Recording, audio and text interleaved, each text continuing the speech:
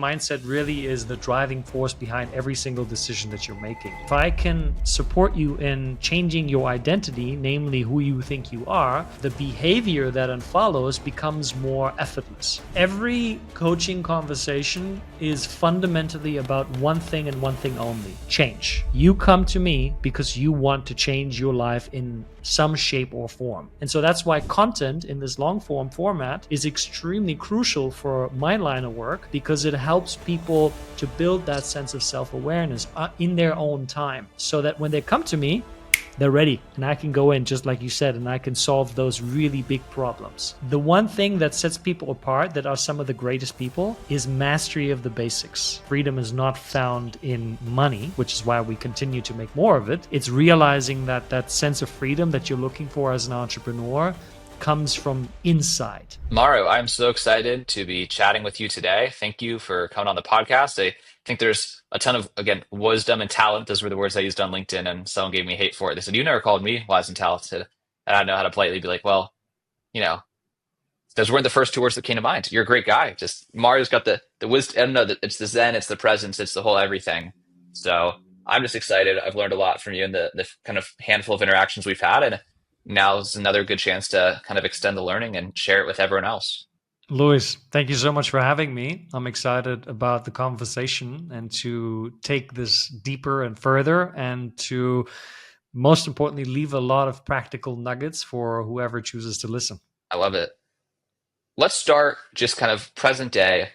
How would you describe kind of the things that you're doing, the goals in your career, like what you are like, I mean, even now getting into this is a November 2024 recording, like going into 2025, you're trying to help as many one-on-one coaching clients as possible, or you're trying to build a big YouTube presence to just help like millions of people at scale. Like what is the kind of impact and the vision for everything you're building right now so people can understand kind of who you are and what you're doing?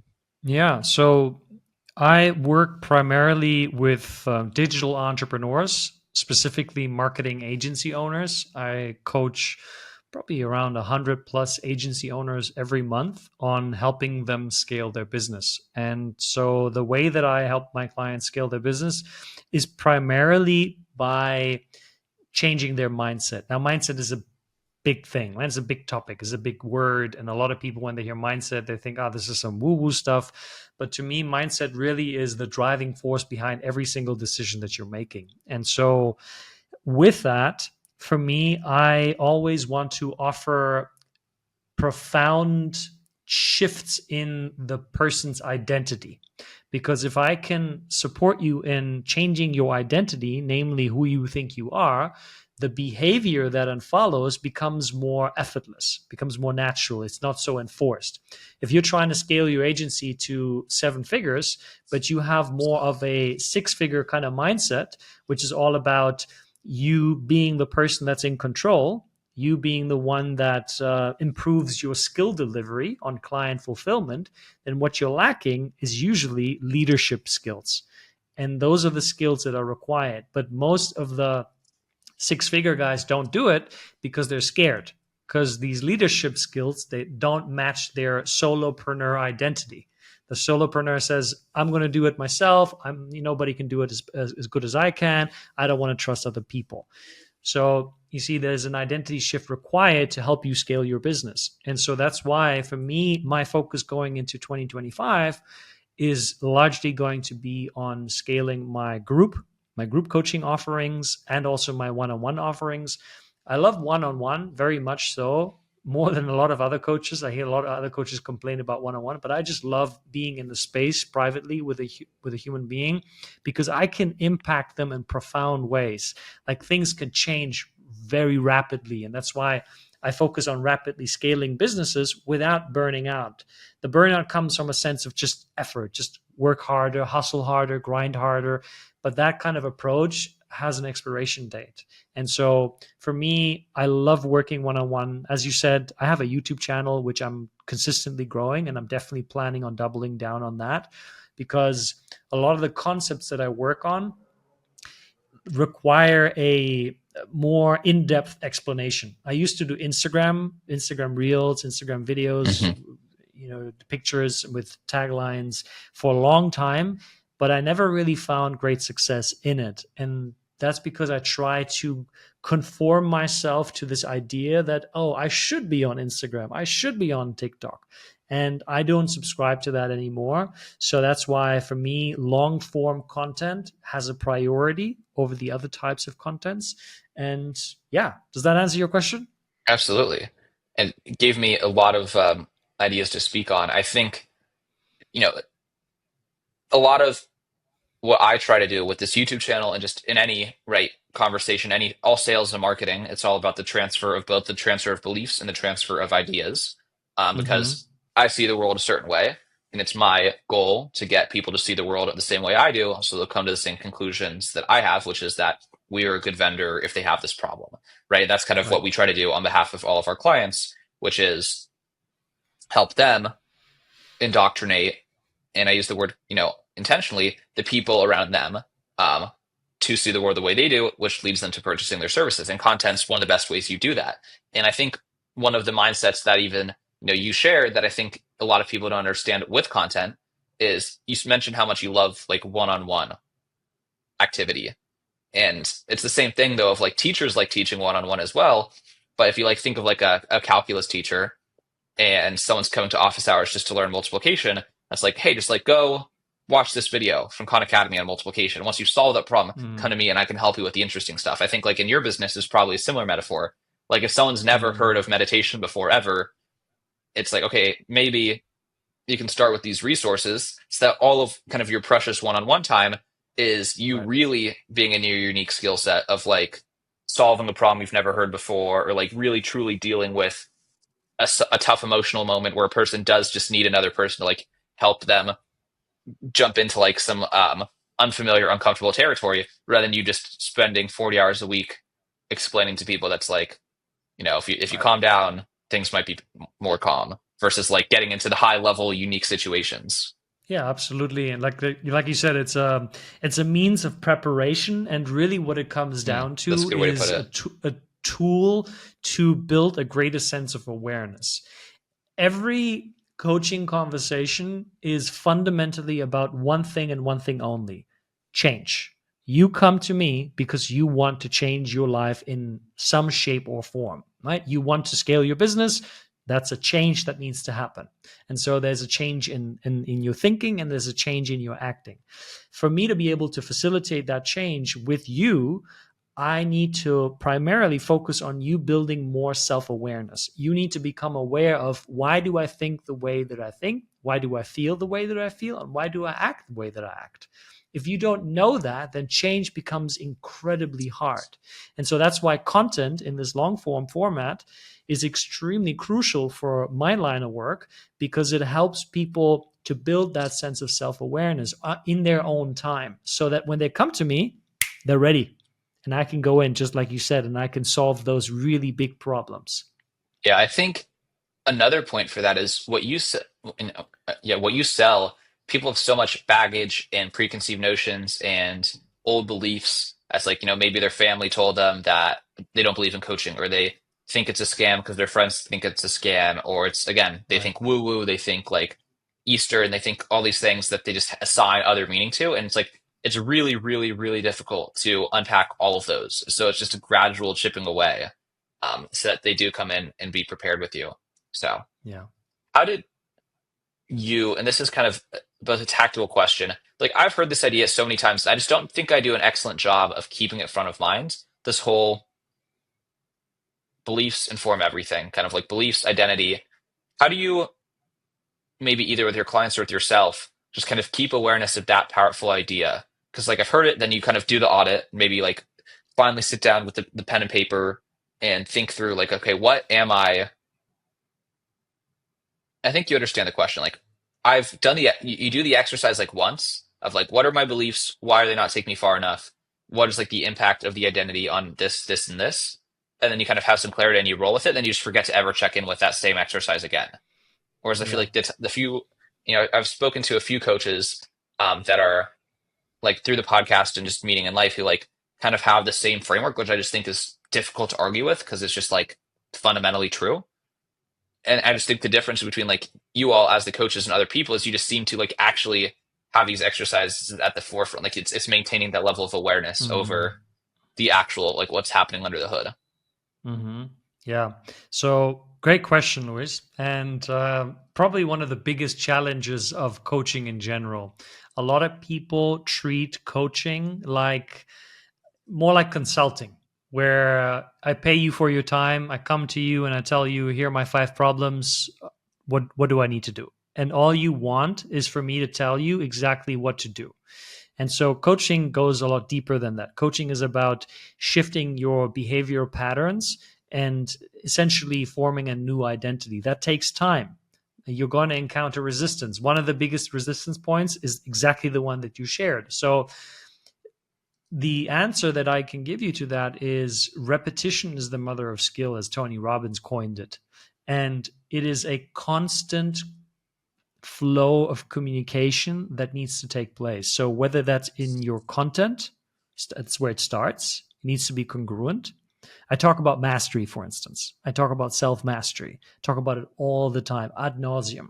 Like I never stop talking about it because I once had this mindset where it's like, oh, everybody should be like me, right? Growth should be sort of their, one of their biggest life orientations. So they should be constantly investing in themselves to advance and to evolve as a man, as a human being, as a woman, whatever. But most people don't think like that. They don't live like that. So from the way that you communicate, from your onboarding process to the sessions that you do, to the tools that you send, to the events that you schedule, it always has to make sure that you focus on the basics. I think it was Bruce Lee who said, I'm not afraid of the man who knows a 10,000 different kicks. I'm afraid of the man who knows one kick that he practiced 10,000 times. And so wherever you look in life, business, sports, the one thing that sets people apart that are some of the greatest people is mastery of the basics. Like the Michael Jordan, how many free throws has he practiced? Like millions of them. That's why he is so good, because he nails the basics. Like if you've practiced sales conversations over and over and over and over and over and over and over again, it becomes second nature. You don't have to think about it, right? So I remind my clients through all the channels available to me that mastering the basics is where the success, the joy, and the freedom is at. All the other things are just flashy vanity stuff. The you should be getting up at 4 a.m. and then you should be drinking 10 raw eggs, and then you should be doing 5 hours of cold plunge, and then you should be meditating 9 hours, and then you should be working 50 hours. That's all stuff that just sounds good on social media, but it doesn't really move the needle. If you master the basics, you're good. I love it. The promise that I make to myself and my business partners and the listeners on this show, because I think everyone kind of understands the few things that are going on here. One, I just love Mm-hmm. speaking with people and people I find brilliant, and the podcast is kind of the best catalyst to make that happen. And then Mm-hmm. the consistent theme, just so I can't just be kind of basing on the flavor of the day, right, going wherever the wind takes me, is that these are people who content, they're successful, they're interesting. Um, Again, the energy as well. It's not it's the energy is a big part of it as well. Just like they're good Mm-hmm. people, etc. But what matters is that content has been a consistently important part of the professional journey that they've been on. And then obviously, I have a bias towards email marketing as well. I think of email marketing as just such like the basics, exactly like you said, of the fundamentals. I've had so many conversations where they're like, "What are some of the advanced things that you do?" I'm like, "That's not really our mentality here. It's like we're on this call because you have zero email presence, and we agree that zero is not the right amount of email presence for your business. Let's get you started on 1 a week." And it's the same thing with a coaching client. It's like, look, man, you're like sleeping till 2 p.m. every day and you're binge drinking. It's like we don't need to worry about egg yolks yet. We just need to worry about removing poison and like getting Right. up before sundown. Um, but I want to hear just specifically so I can stay true to the few promises I have, because for the most part we can talk about. I would spend a full hour going just into again the Zen, the mindfulness, all the different Mm-hmm. practical exercises you do with your clients. Because even the few that the few times we've interacted offline set me in a very positive direction. But I want to hear about the role email plays in your business, and why it's something that, again, like you said, you've got this mindset of like just focus on the fundamentals. Why does email earn a spot within your business Yeah. as one of the fundamentals worthy of your attention? And why is it not just like a Yeah. gimmicky growth hacky, like every entrepreneur says, you need 900 TikToks on fake accounts. And then it was like, okay, but we can agree that email is part of the basics.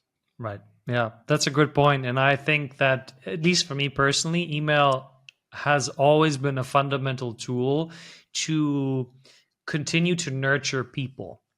Like, just to give you an example, I recently re-signed one of my one-on-one clients. He kept in touch with me after I worked with him for a year, and he said, dude, your newsletter, I absolutely, this is the one newsletter that I always look forward to reading.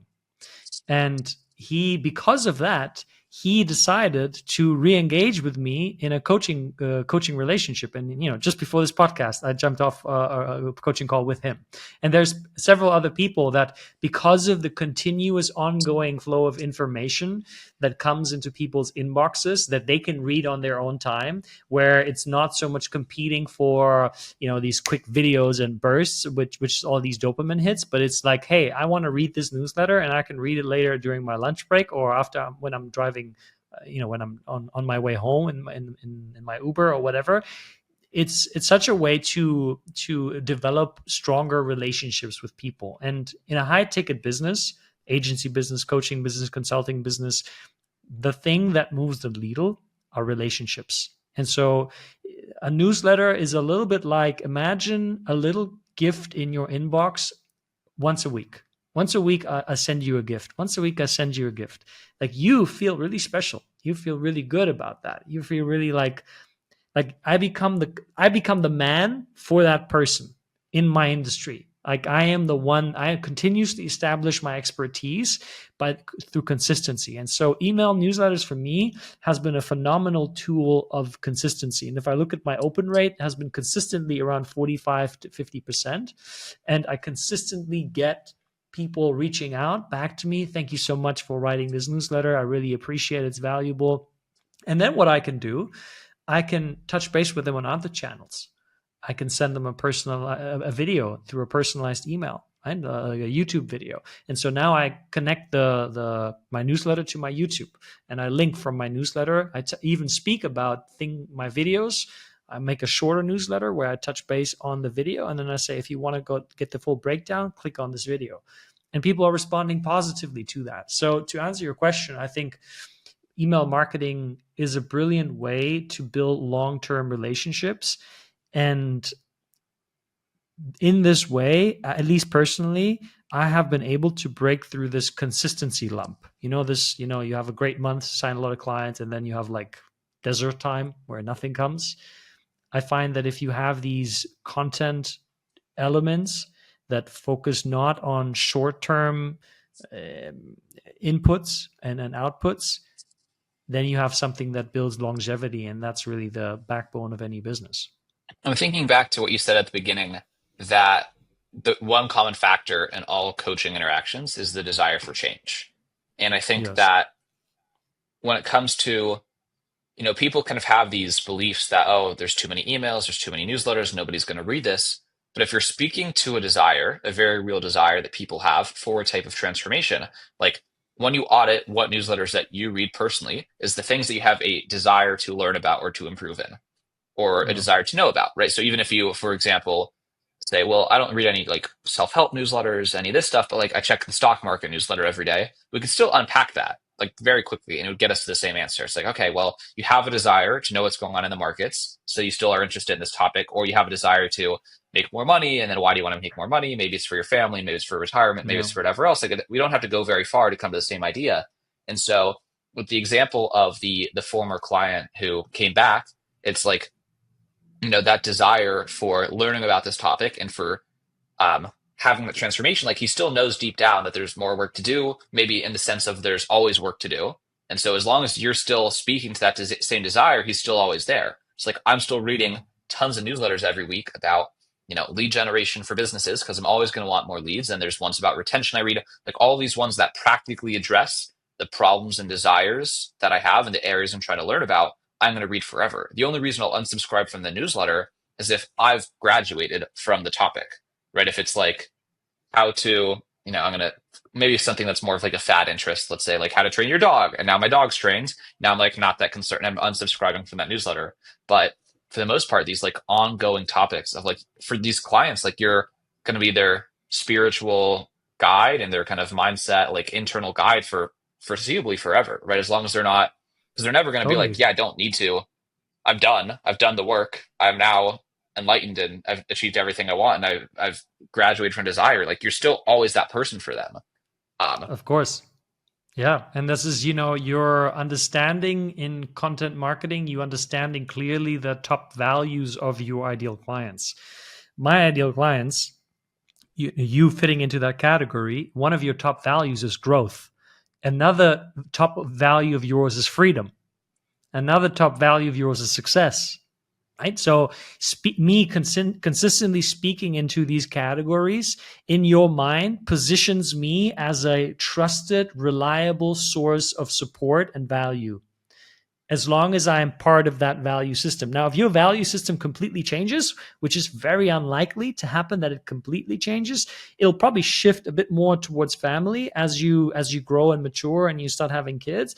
But there's still a strong desire in you for growth. There's still a lot of the dads, they sort of like they lose their edge because they shift their focus to kids and then they start gaining weight, they start dialing down on their habits, and then there's still that looming desire in their back of their mind. In fact, the client of mine, he was like, dude, I've been reading your email newsletter and I've been sort of letting myself get off the training wheel.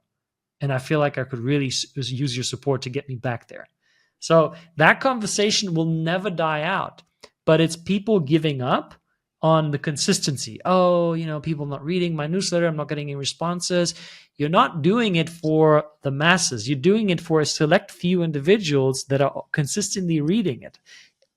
And even if that's 50 to 100 people, but that's a lot of money that you're leaving on the table if you decide to hop off because your numbers don't look like the guy on Twitter who talks about his newsletter viral posts every Wednesday.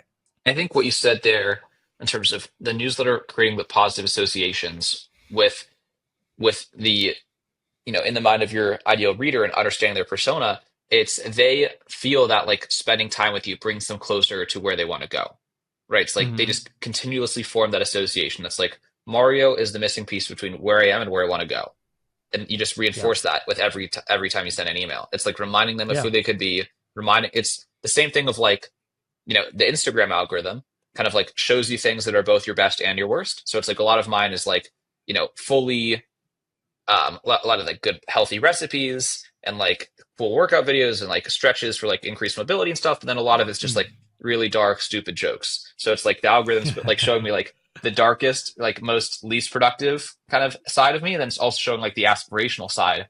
And when you are just the in the same headspace as aspiration, then I just think that's great brand building for you Mm-hmm. as the creator. Yeah, yeah. That's why you truly get a holistic view of the person that you speak to, and not just speaking to their top desires, but also speaking to their shame, speaking to their guilt, Hmm. speaking to their humanity, speaking to their humor.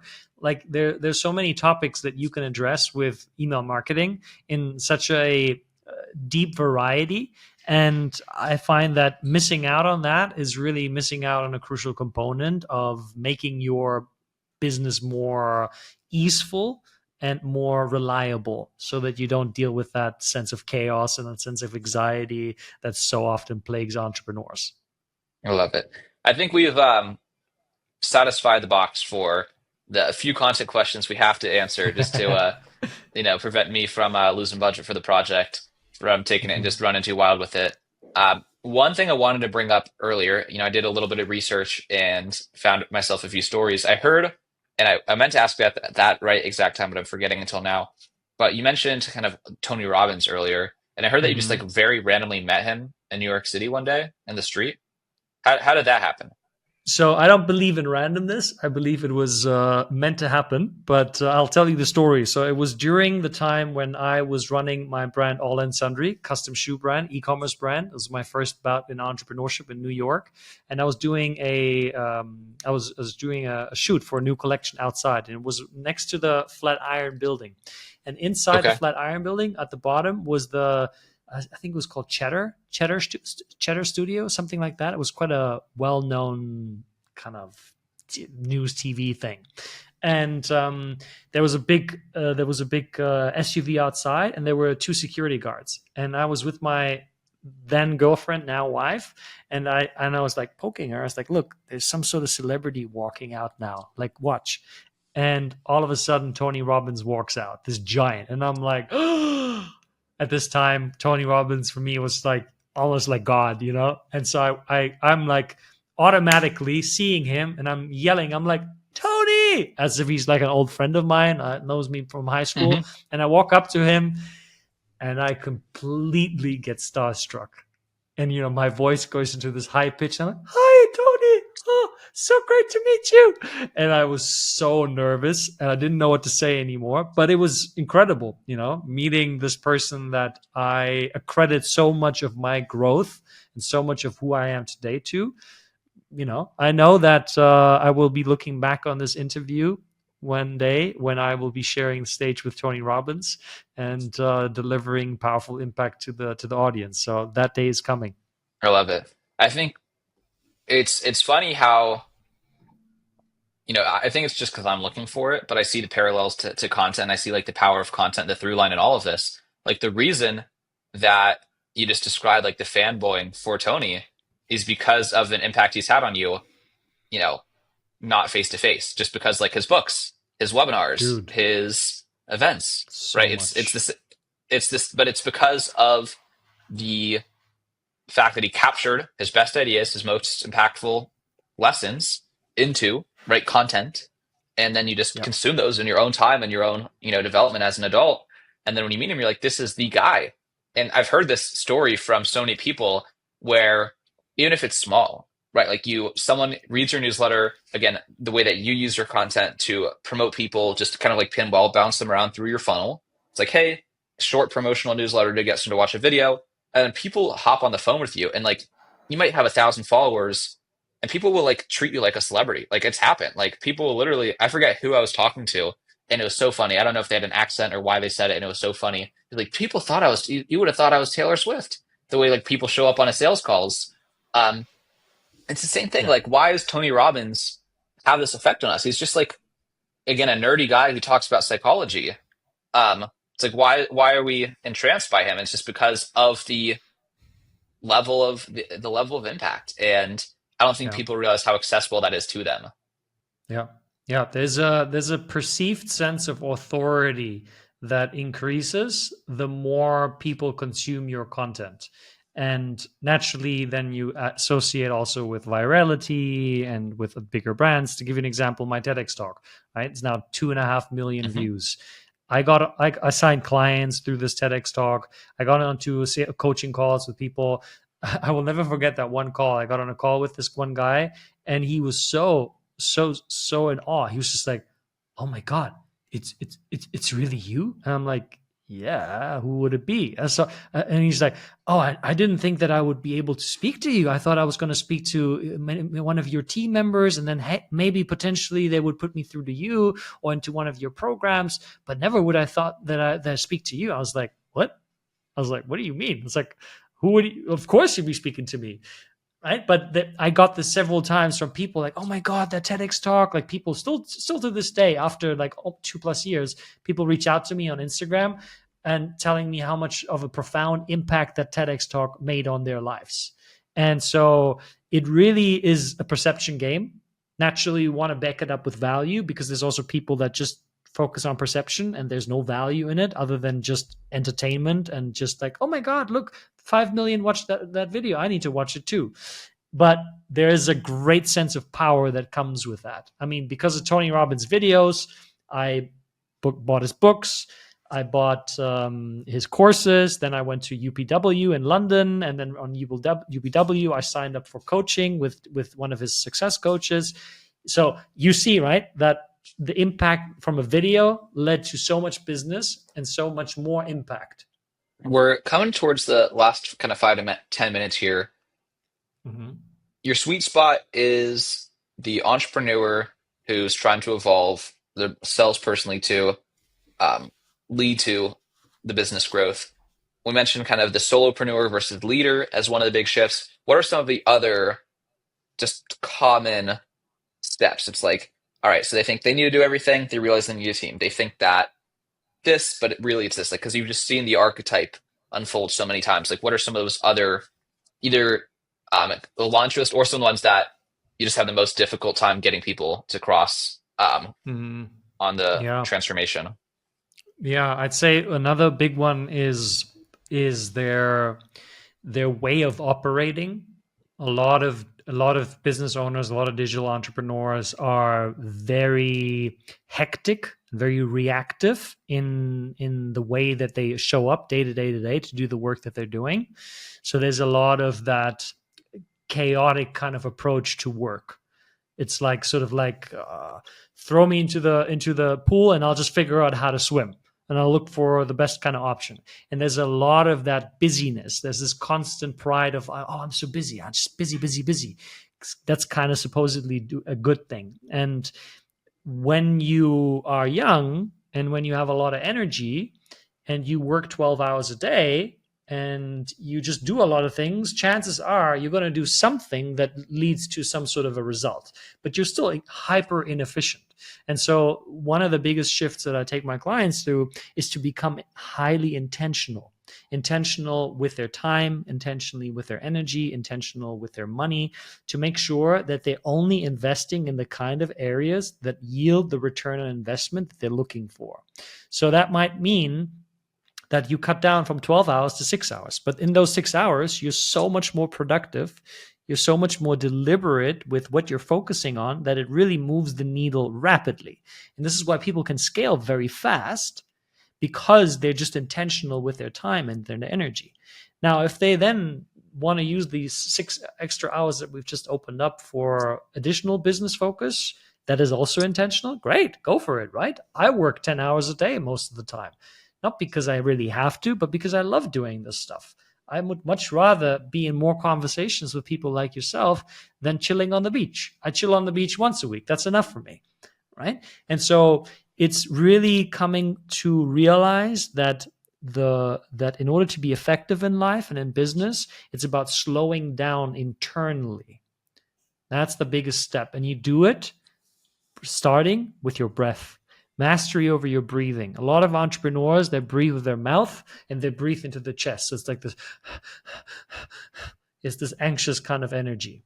But what we do is we take it down. We breathe through the nose and we breathe into the diaphragm, into the stomach. So slower, longer breaths, like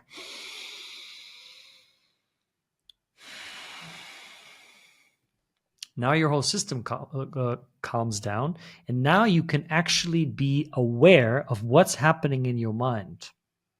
Now you can actually be aware of the fact that your mind is constantly saying, I don't know what to do, I don't know what to do, I don't know what to do, I don't know what to do, which then turns into this frenetic behavior of, okay, just do something and hope for the best to occur.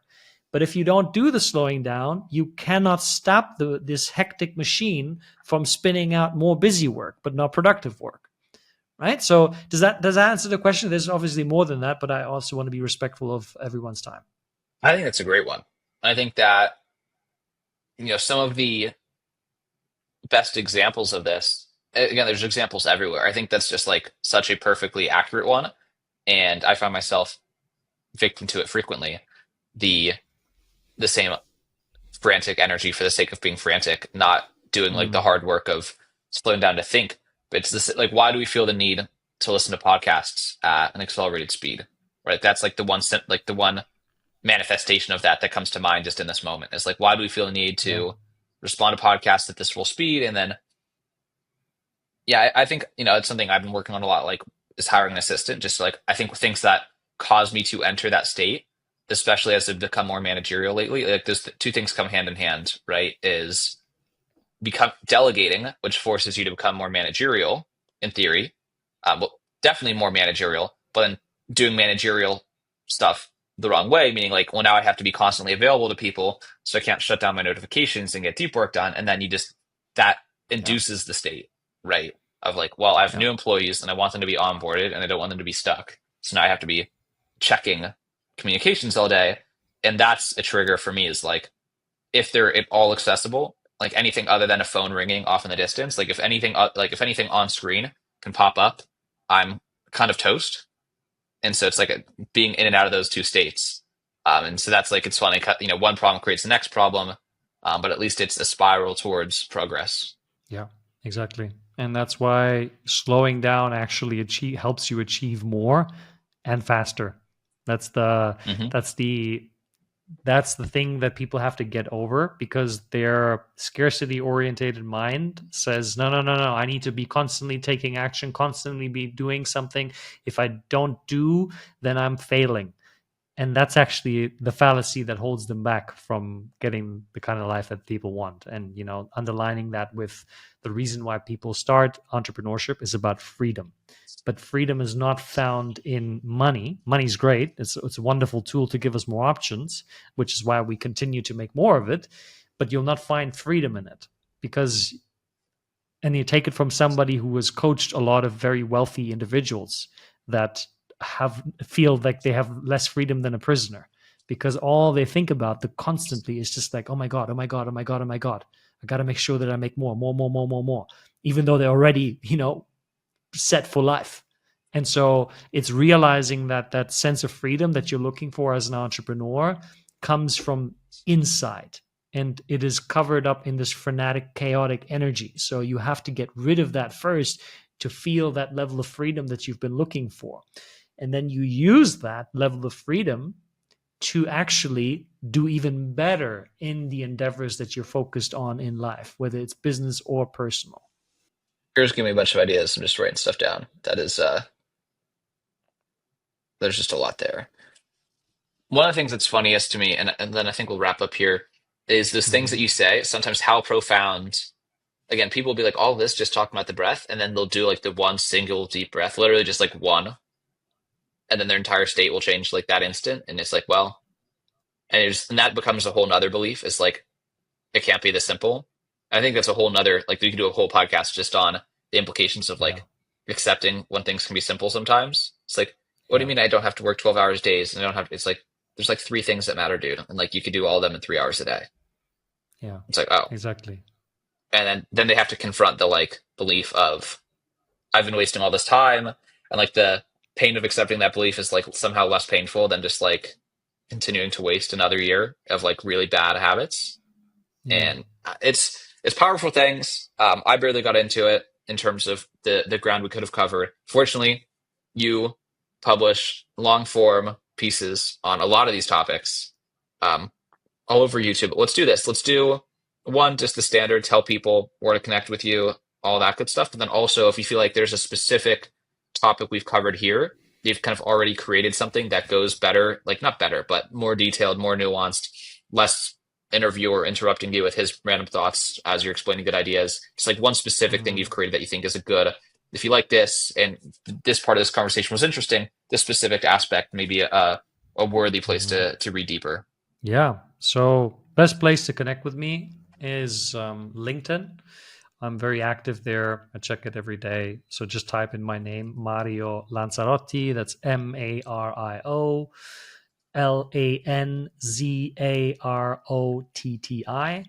And you can also find me using that name on YouTube. My website is just my full name.com. And, you know, I'm all about connecting with people, making genuine connections. I'm not here to sell you anything. I don't need you as a client. I'd love to connect as a human being and to get to know you and what your vision is and what you're up to. And if I can provide value in that, then, that to me is already what I'm looking for. And so reach out to me if you listen to this podcast and let me know what resonated from this conversation, what didn't resonate, what questions did it bring up in you. And if I can link to one piece of content, I would say watch my TEDx talk because it really presents a radically different view of any kind of limitation. It's about self doubt, but you can replace self doubt for anxiety, for fear of failure, for burnout. Doesn't matter what it is. It'll really equip you with the philosophy and the tools to be a master of what you're doing, to not get stopped or held back by your mind, by the way that you're thinking. And so watch the TEDx talk. Let me know what resonated with you. If you want to leave a comment below, feel free to do so. Otherwise, thank you for listening to this conversation. Mario, been an absolute pleasure. Thank you for sharing the ideas, the reminders, again, the repetition. That's half the reason why, again, some of these ideas I'm already aware of. Then it's like every time I end up on the phone or on your newsletter, you're just reinforcing all the right ideas, right? Kind of pushing me towards the aspirational versus away from the aspirational. And so many benefits to these types of exercises, to the type of coaching you do, to content, just leaving people hopefully inspired with to take some deep breaths, slow down, put out some content. That's why we're here. That's why we're doing this. I love it. All right. I'll stop the recording here. Been a blast. Thank you, Mario.